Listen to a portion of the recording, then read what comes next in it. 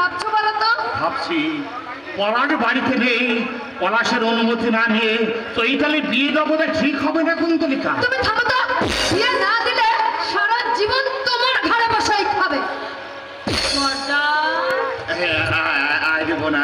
এই কিছু বলবি? আমি কি তোমাদের কাছে খুব ভারী বোঝা হয়ে গেছি বর্দা? আমি তো কখনো কোনো জিনিসের জন্য আবদার করিনি। যতটুকু পারি এই সংসারের কাজই তো আমি করি বর্দা। আমার তো কোনো দাবি নেই, শুধু পরনে দুখানা কাপড় আর দুবেলা দুপুরে ভাত। একটা ঝি রাখলেও তো তোমরা তাকে ভাত কাপড় দিতে বর্দা। তবে কেন কেন আজ তোমরা আমাকে তাড়াতে চাইছো? তাড়াতে চাইছি ভাবছিস কেন রে? এই মেয়েরা কি সারা জীবন বাপের বাড়িতে থাকে রে? তা থাকে না হয়তো, তবু যেমন ঘরে তোমরা আমাকে পাঠাচ্ছ তেমন ঘরে কি কোনো মেয়ে যেতে চায়? কেন এত ভাবছো ঠাকুরজি?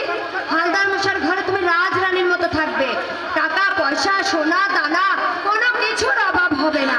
টাকা পয়সা সোনা দানাই তো শুধু মেয়েরা চায় না বৌদি। কে চায় তবে? চায় চায়, তার চাওয়ার সাহস যে আমার নেই। আমি যে অন্ধ। বোঝাই যদি, তবে আবার আপত্তি শুনতেছ কেন? তোমার মতো অচল মেয়ে হালদার মশাই দয়া করে বিয়ে করছে, এটাই তোমার সৌভাগ্য।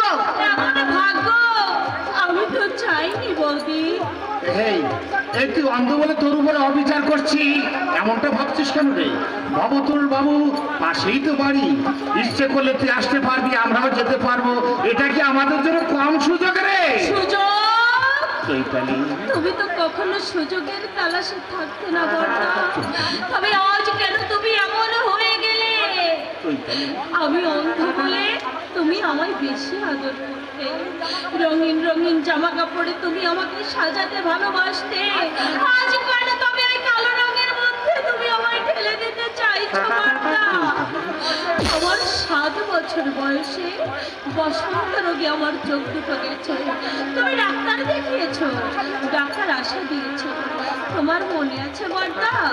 তুমি আমায় বলেছিলে চৈতালি অপারেশনের পর চোখ খুলে তুই প্রথম আমার দিকেই তাকাবি। ভাবিস না রে বোন, ভবতোল বাবুর অনেক টাকা পয়সা, এবার তোর চোখের অপারেশনের আর কোনো অসুবিধা হবে না রে। জীবনের চেয়ে যে টাকার মূল্য বেশি, তোমরা আমাকে তা বুঝিয়ে না দিলে আমি তা বুঝতাম না বর্দা। আমার জন্য তো তোমরা অনেক করলে, এবার তোমরা সবাই মিলে ওই ভগবানের কাছে শুধু একটাই কামনা করো, খুব তাড়াতাড়ি যেন আমার মৃত্যু হয়। ঠাকুরজি, বর আসবার সময় হয়ে এসেছে, দেখতে দেখতে লজ্জ এসে যাবে। চলো তোমাকে কোণের সাজে সাজিয়ে দেবো। বর্দা, চৈতালি, এতদিন তো তুমি আমাকে সাজিয়েছো বর্দা, আজ তুমি আমায় সাজাবে না বর্দা? অভয় দাঁড়তে গেছে ছোটদাকে, ছোটদা এলে তোমরা 2 ভাই মিলে আমায় সাজিয়ে দিও। বড় ঘর করে বোনকে বিয়ে দিচ্ছ মনের আনন্দে। আমি একটা কথা কিছুতে বুঝতে পারছি না, ভবতোল বাবুর ঘরে যেতে তোর এত আপত্তি কিসের রে? না না না না না না না, আমার এখানে আর দেরি করলে চলবে না। এই শোনো, তুমি চৈতালিকে সাজিয়ে নিয়ে এসো, আমি ওদিকটা দেখছি। কেমন? আমি ওদিকটা দেখছি। এসো ঠাকুরজি, আর দেরি করো না।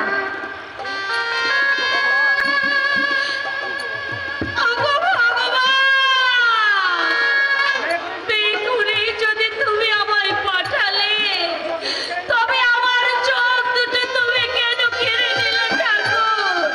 আমার চোখ দুটো তুমি কেন কেড়ে নিলে?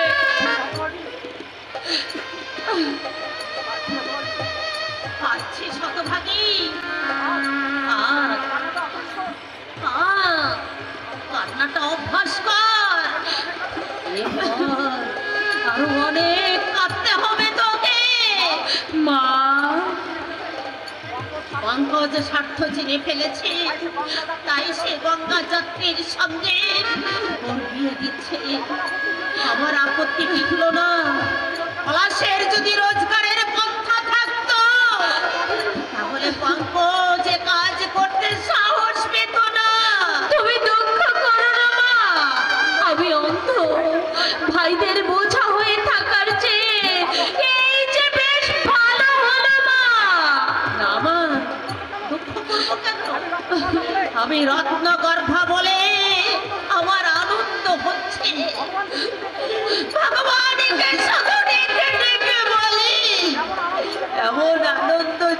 কোনো মায়ের না হয়।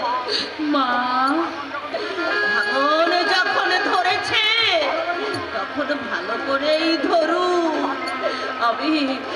আমি ভাগ্যবতী, শুধু দাঁড়িয়ে দাঁড়িয়ে দেখি। মা, আমার স্বামী অক্ষম, এক ছেলে স্বার্থপর আর এক ছেলে লম্ব, মেয়ে অন্ধ, গঙ্গা যাত্রীর ঘরে বিধবা সাজতে যাচ্ছে। আমার মতো ভাগ্য আর কয়জন আর হয়? তুমি কাঁদছো মা? আমি কাঁদছি না। সুপাত্রে মেয়ে বিয়ে দিলে মায়েদের চোখে আনন্দের জল আসে, এসে আনন্দের জল। মা, এসে আনন্দের জল। মা, আনন্দের জল।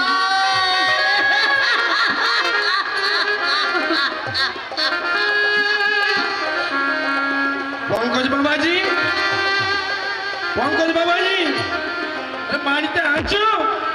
পঙ্কজ বাবাজি, ও পঙ্কজ বাবাজি, বাড়িতে আছো? বাবাজি, বাড়িতে আছো? ওরে গেলে কোথায়? হামদারে 8,000 টাকা পৌঁছিয়ে রেখো। হালে শোনো না, পলাশ ছেলে মানুষ, ছেলে মানুষ, ও নাকি ছেলে মানুষ, ছেলে মানুষ, বিয়ে দিলে 5-7 ঘন্টা ছেলে বলে বানিয়ে ফেলতো, ওনাকে ছোট মানুষ, ছেলে মানুষ।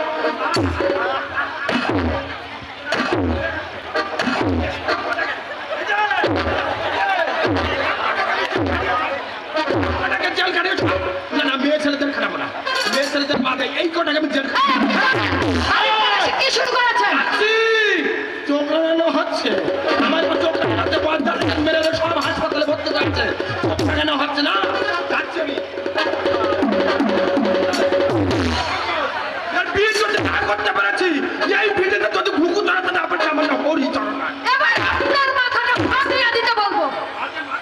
আমার মাথা পথ ছেড়ে কথা বলো, তোমার ছেলে আর দূর দেখো পথে নিকুচি করেছে, 5 ঢুকেছে পয়সা কোনো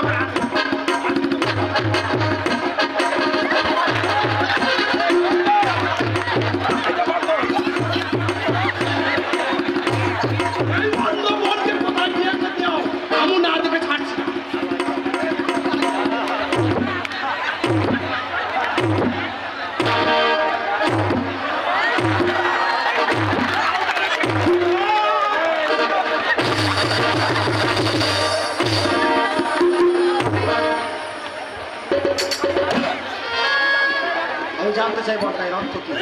একটা শ্মশান যাত্রীর হাতে চৈতালিকে তুলে দিচ্ছিলে তুমি কোন অধিকারে? আমি তখনই বলেছিলাম এদের ভালো করতে চাও না, তোমাকে ভুল বুঝবে। খাটলো খাটলো আমার কথা। আর প্রদীপ, আমাদের কথার মধ্যে তুমি দয়া করে কথা বলতেছো না। এই সংসারে অনেক ভালোই তুমি করেছো, দয়া করে আর ভালো করবার চেষ্টা করো না। মন্দটা কি করেছে শুনি? তুমি শুধু স্বার্থই চিনেছো মোদি, মানুষ চিনতে শেখনি। খুব তো বলছিস, মনে রাখিস আমার ধৈর্যের কিন্তু একটা সীমা আছে। তুমিও মনে রেখো আমার ধৈর্যের একটা সীমা আছে। তুমি আমাকে ধৈর্যের শেষ সীমায় দাঁড় করিয়েছো। অঙ্গমন হিসেবে চৈতালি প্রতি আমার একটা দায়িত্ব ছিল, সে দায়িত্ব যখন পালন করতে দিলি না, তখন ভবিষ্যতে চৈতালির উপর আর তোমার কোনো দায়িত্ব রইল না, তাই তো? হ্যাঁ তাই। মনে রাখবো বর্দা, মনে রাখবো। আর এটাও মনে রাখবো যে কলির রাম স্বার্থের জন্য রাবণ হতে পারে। হ্যাঁ, তাই মনে রাখিস। চলে এসে কুন্তলিকা, মাইকে আমাদের ট্রেন, চলে এসো আমার সঙ্গে। চলে ঠাকুরপো, চিঠি দিও ঠাকুরজি। পর্দাকে তুমি যেতে দিও না ছোটদা। কেন ভাবছিস রে চৈতালি? তোদের বর্দা চলে গেলেও বেকার বাউন্ডুলে এই ছোটদাটা তো আছে। তোদের দুবেলা দুমুটো খেতে দিতে মানে ঠিকই পারবে। ছোটদা, হরি কাকা বলে গেল তুমি নাকি ওদের মারধর করেছো। ওরা যদি থানা পুলিশ করে? আইনের আশ্রয় নিলে ওরাই বেশি বিপদে পড়বে। কিছু না হলেই ভালো। আমি যখন ওদের পথ আটকাই তখন লাঠি হাতে একটা ছেলে আমাকে সাহায্য করেছিল। অন্ধকারে আমি ঠিক তাকে চিনতেও পারিনি। নামও জিজ্ঞাসা করনি? নাম তার নাম অনুপম। আপনাকে যেন কোথায় দেখেছি মনে হচ্ছে। এখানেও তো কোথাও দেখে থাকবেন। ওই ভবত সালদার আমার মামা। কয়েকদিন আগে অবশ্য আমি আপনাদের বাড়িতে এসেছিলাম, তখন আপনার সঙ্গে আমার দেখা হয়নি। ওই চৈতালি দেবীর সঙ্গে আমি কথা বলে গেছি। তা আমায় কিছু বলিসনি তো? তুমি তো বাড়িতে ছিলে না। কিন্তু ভাই, মামার বিরুদ্ধে আপনি মামা বলে কি তার সব অন্যায় আপনার মেনে নিতে হবে? তার কি কোনো যুক্তি আছে? মানুষ আছে রে চৈতালি, জগতে সবাই স্বার্থপর নয়। আচ্ছা, আমি এখন চলি। একটু চা জল খাবার। আজ নয়, অন্য একদিন এসে খাবো। চলি, নমস্কার। নমস্কার।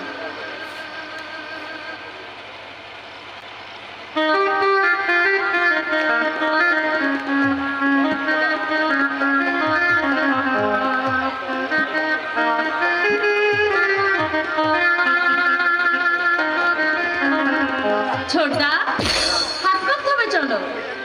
চৈতালি, ছোটদা, এই জগতে সবচেয়ে শক্ত জিনিসটা কি জানিস? কি ছোটদা?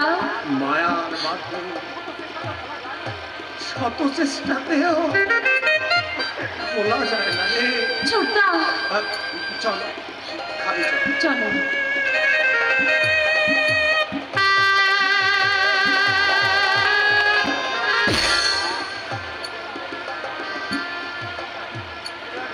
বিনয়ের যখন সুখ একে একে সারিয়ে তুলতে অনেক টাকার দরকার। এই জন্য যক্ষাকে আমাদের দেশে রাজরোগ বলে। কিন্তু সাধারণের জন্য সরকারি হাসপাতালে এ রোগের চিকিৎসার ব্যবস্থা তো রয়েছে। শুনতেই সাধারণের জন্য আরে? চাঁদপুর, কাঁচারাপাড়া, চন্দ্রকোনা প্রত্যেকটি টিভি হাসপাতালে যেই নিরাশ হতে হয়েছে। সব হাসপাতালে এক কথা, সিট নেই। আউটডোর ইঞ্জেকশনটাই শুধু পাওয়া যাচ্ছে, আর বাকি সব ঔষধ বাইরে থেকেই নিতে হচ্ছে। আর তাছাড়া এ রোগে শুধু ঔষধ খাওয়ালেই চলবে না, পর্যাপ্ত পরিমাণে খাদ্যও চাই। চাই তো অনেক কিছু, কিন্তু উপায় যে নেই কিছু। সোনা গয়না কাঁসা পেতল সবই তো গেছে, বাকি আছে শুধু এই দেহটা। না হয় এটা বেচেই। ছি ছি ছি, ওকে বলছো? আমি তো আছি। অত ভয় পাচ্ছ কেন? তুমি আর কত দেবে মনোজ ঠাকুরপো? হাত পেতে নিতে আমারও তো সংকোচ হয়। সংকোচ? বিনয়ের বন্ধু আমি, আমার কাছে আবার সংকোচ কিসে? না না, তাই বললে কি হয়? আমি একটা কথা বলবো। হ্যাঁ বলো। অভিমানটুকু ত্যাগ করে তুমি তোমার বাবার কাছে যাও। এই দুর্দিনে তার মতো সহায় আর কেউ নেই। বিপিন বাবু তোমাকে অত্যন্ত স্নেহ করেন, কতবার তিনি তোমাকে নিয়েও যেতে এসেছেন, তুমি যাওনি। বারবার তোমার নামে টাকাও পাঠিয়েছে, তা তুমি ফিরিয়ে দিয়েছ। এই সময়ে আপনি অন্য কথা বলুন মনোজ ঠাকুরপো। সাংঘাতিক জেদ তোমার। এরপর একটিবারের জন্যেও বাপের বাড়ি গেলে না। আচ্ছা, নাইট হোটেলে যে নাচের কথা বলেছে, দয়া করে ওই কাজটা যদি তুমি আমাকে পাইয়ে দাও। তুমি সত্যি সত্যি নাইট হোটেলে না? টাকা তো চাই, ওকে বাঁচাবার চেষ্টা তো আমাকে করতে হবে। কিছু মনে করো না, ঈশ্বর না করে অন্যায়। বিনয় যদি আর সুস্থ না হয়, তুমি কি করবে? বর্তমানে যা ঝাপসা, ভবিষ্যৎ নিয়ে ভাববার মতো সময় কোথায় দাদা? নিজের কথাও ভাবতে হবে বই কি। কি বা বয়স তোমার? এই তো জীবনের শুরু।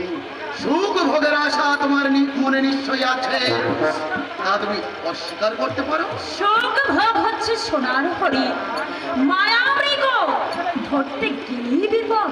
শক্ত করে ধরতে পারলেই তো বিপদের ভয় থাকে না। তুমি বড্ড কাছে এসে পড়ছো কিন্তু মনোজ ঠাকুর।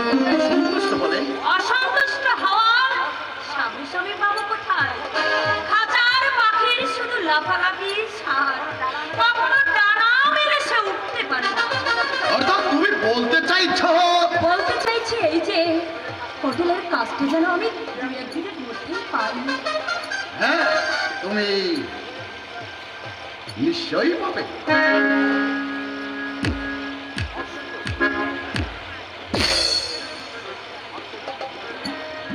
আশ্চর্য,